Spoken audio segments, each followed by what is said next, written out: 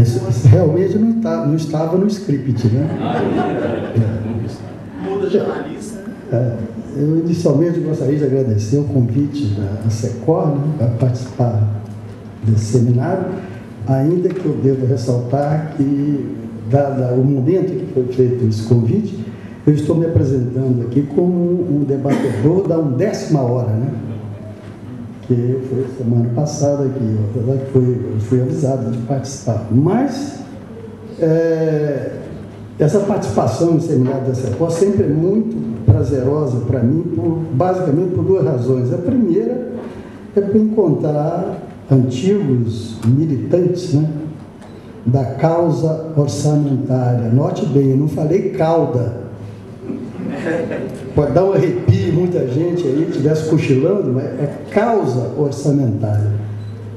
E é uma pena, né, que o Ariel não pôde estar aqui presente, a quem desejamos pronta recuperação. E a outra razão é o seguinte: eu vejo esse seminário da Secor sempre como um espaço de livre pensar. Eu me coloco aqui como sem qualquer tipo de constrangimento, seja funcional ou pessoal, para poder dar sentido às observações que vão ser feitas aqui. E eu acho que esse que deve ser o espírito da Secor.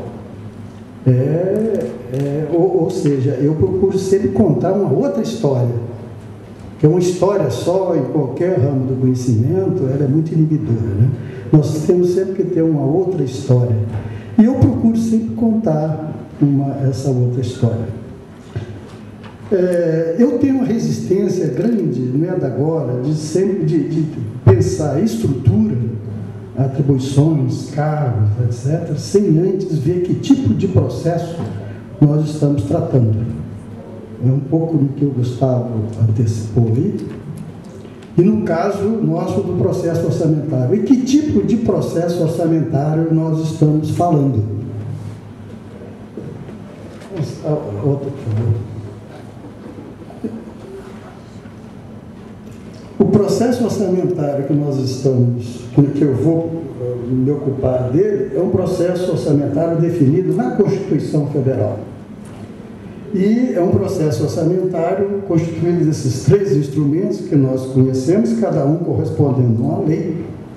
E dentro desse contexto constitucional, a remessa da plurianualidade. Eu faço sempre questão de frisar isso, porque tem muita gente que fica cobrando plurianualidade orçamentária, coisa desse tipo, que o princípio da anualidade é inibidor disso, daquilo, e se esquece que a Constituição consagrou também a plurianualidade. Esse item aí é nada mais, nada menos do que aquele antigo dispositivo dos OPIs antigos, né? Todo mundo sabe disso. Então, a plurianualidade orçamentária, ela está inscrita na Constituição Federal. Nós temamos em dizer que não existe plurianualidade. Não existe porque nós não queremos. Aí é outra história. Então, esse é o processo orçamentário que eu entendo. Hoje, pela manhã, nós vimos muita referência a dizer que nós não temos planos nacionais, que não temos condição, a Constituição não dá respaldo. O Ronaldo mencionou vários artigos. Agora, eu considero um artigo, que inclusive ele citou aqui, o 174 da Constituição, e que, por incrível que pareça, ele não demanda lei complementar. Ele pode ser feito com lei ordinária. E ele vai ordenar, disciplinar todo o planejamento, Plano Nacional de Desenvolvimento Nacional equilibrado, compatibilizando os planos regionais. O que a gente quer mais? Editar essa lei. Editar essa lei e conformando toda essa arquitetura de planejamento e de planos que todo mundo reclama. Então, esse é o processo orçamentário que eu entendo que é um processo que nós lidamos com ele.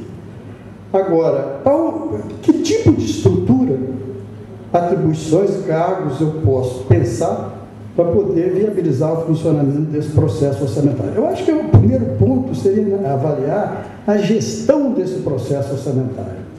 Como ela está, a quantas anda a gestão desse processo orçamentário. Para essa abordagem,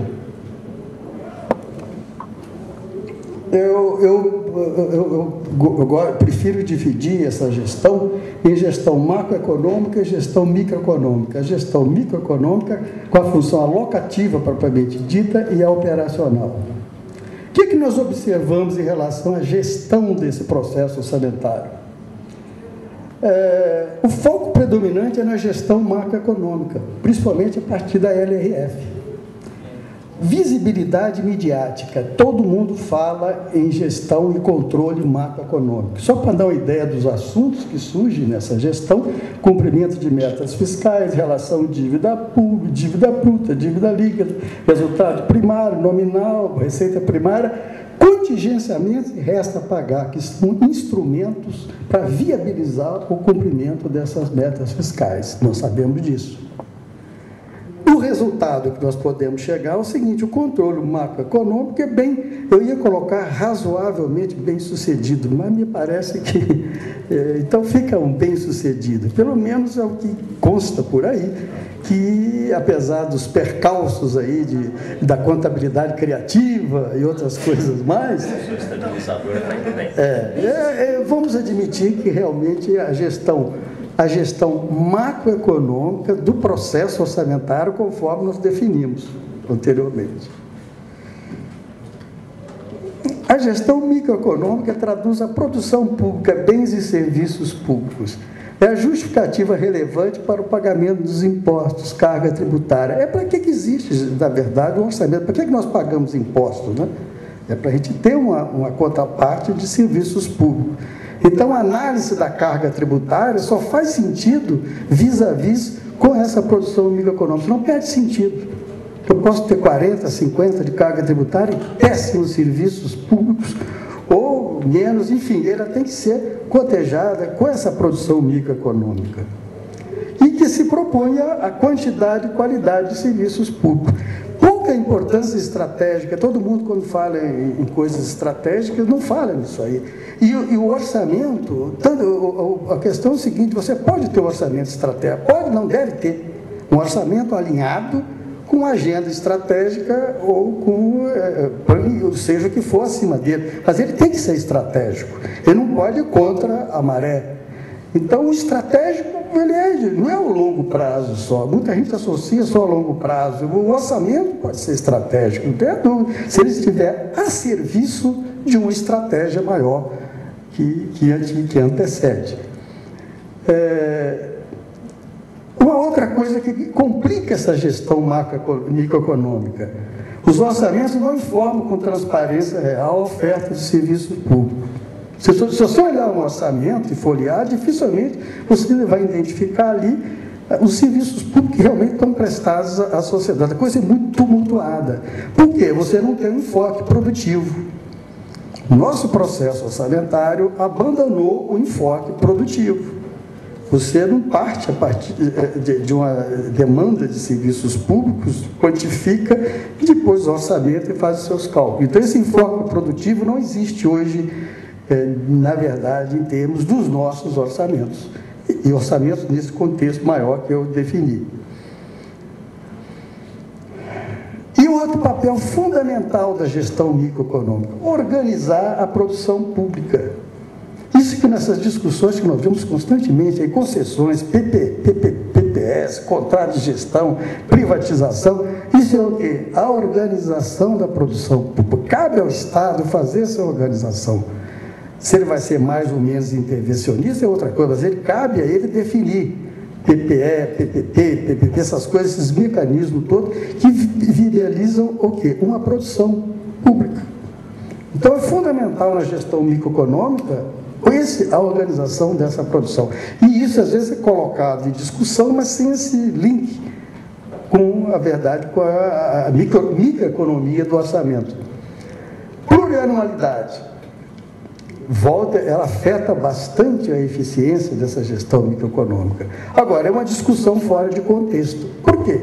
Porque às vezes é colocada a discussão plurianualidade para evitar a resta pagar, que a anualidade complica, e como se não existisse. Nós vimos que essa plurianualidade ela é constitucional. Nós é que não exercitamos da forma mais adequada, mas ela existe. Então, é uma discussão fora de contexto. se você analisar a Constituição. Resultado: gestão microeconômica com baixa eficácia e eficiência, insatisfação geral quanto aos serviços públicos. Quer dizer, com a gestão macroeconômica, o resultado foi bastante razoável. A gestão microeconômica deixa muito a desejar. Vamos pensar um pouco na possibilidade de montar uma estrutura e atribuições. Então, um dos primeiros passos seria aqui, promover um maior equilíbrio entre essas duas dimensões. Aí é uma coisa mais provocativa,